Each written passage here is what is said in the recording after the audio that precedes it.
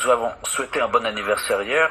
J'en profite pour réitérer mes souhaits et mes bons voeux. Et indépendamment malgré cet événement personnel, vous avez décidé de venir. Je vous en remercie. Donc nous allons traiter aujourd'hui des perspectives pour nos relations bilatérales et aussi sur les questions qui concernent l'ensemble du continent africain et notamment au sein de la communauté africaine. Nos relations revêtent un caractère amical traditionnellement et l'année dernière nous avons célébré les 55 ans de l'établissement des relations diplomatiques entre nos pays et en 2017 le volume de nos échanges a augmenté d'un tiers. Même si le montant n'était pas élevé, cette tendance ne peut que nous réjouir. Et cette année, nous avons une poursuite de cette augmentation qui doit être soutenue à l'avenir.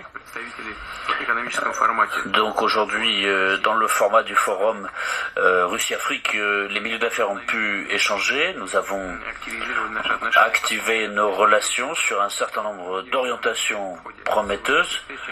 Et j'espère qu'au cours de la réunion d'aujourd'hui, nous pourrons traiter de l'essentiel de ces questions.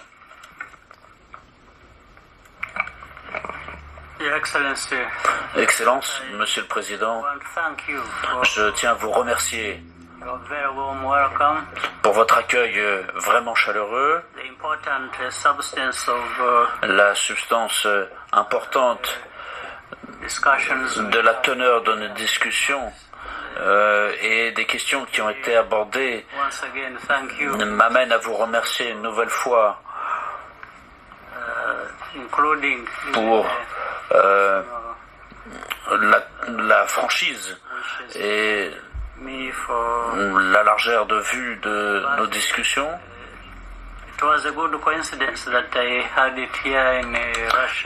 Et je suis heureux de voir que la Russie et les pays africains ici à Sochi se sont réunis.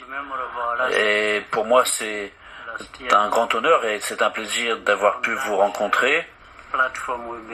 Et je pense que cette plateforme est importante pour la qualité de nos relations entre nos deux pays. Et je souhaite qu'elle puisse poursuivre et s'enrichir.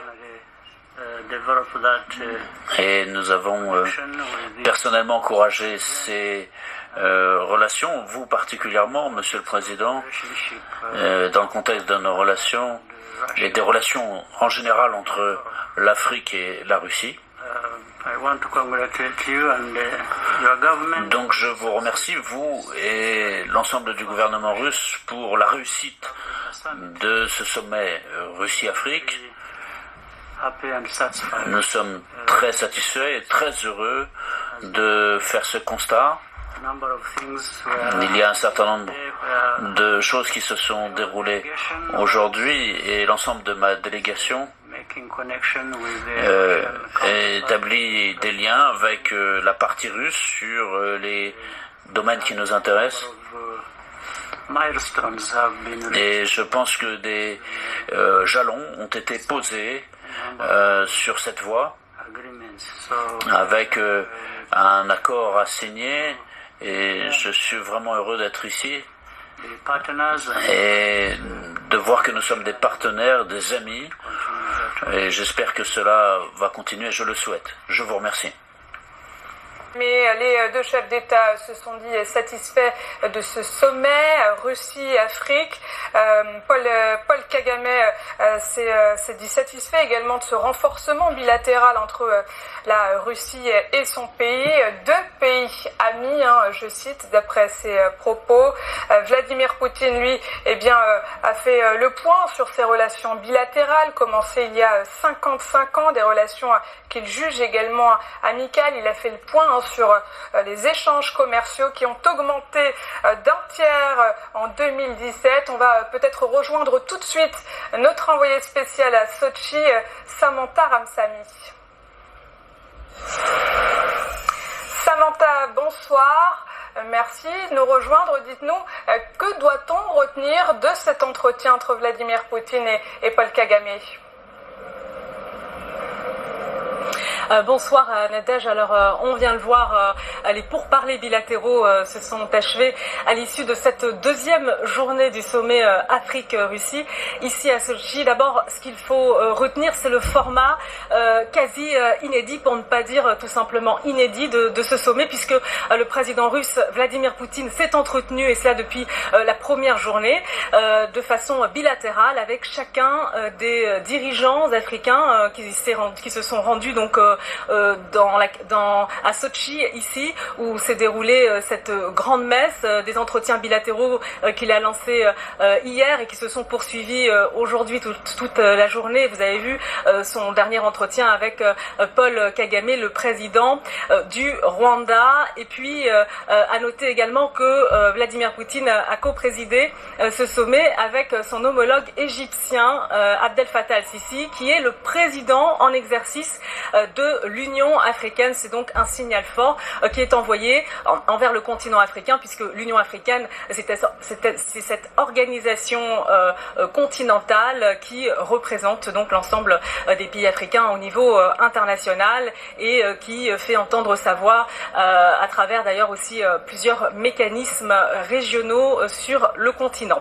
Alors Vladimir Poutine l'a dit, c'est une nouvelle page qui est tournée dans la relation entre la Russie et les pays africains. Il souhaite intensifier la coopération pour remplir les objectifs de Moscou. Ces objectifs, il l'a dit, c'est de doubler les échanges commerciaux d'ici 5 ans avec le continent africain, donc les faire passer à 40 milliards de dollars d'ici 5 ans.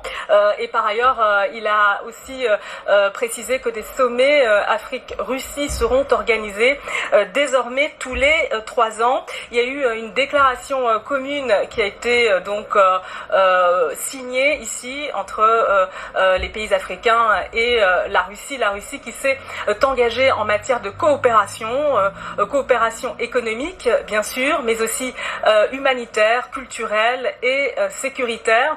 C'est vrai qu'il n'y a pas eu d'annonce vraiment concrète sur le contenu des accords qui ont été passés, parce que le président russe l'a précisé au premier jour de ce sommet Afrique-Russie. Il s'agit d'assurer le retour de la Russie en Afrique et de pérenniser cette présence. Il souhaite la renforcer à travers notamment le secteur privé, les entreprises russes.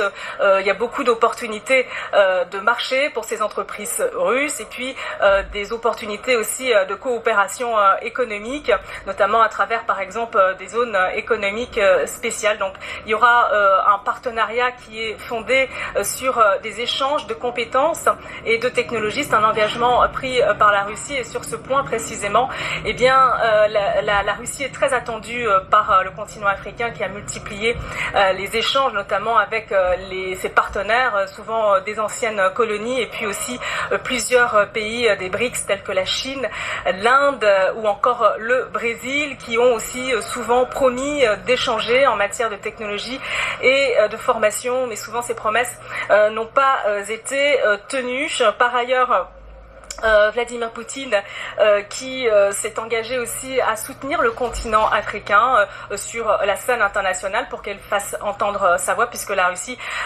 est membre du Conseil de sécurité des Nations Unies.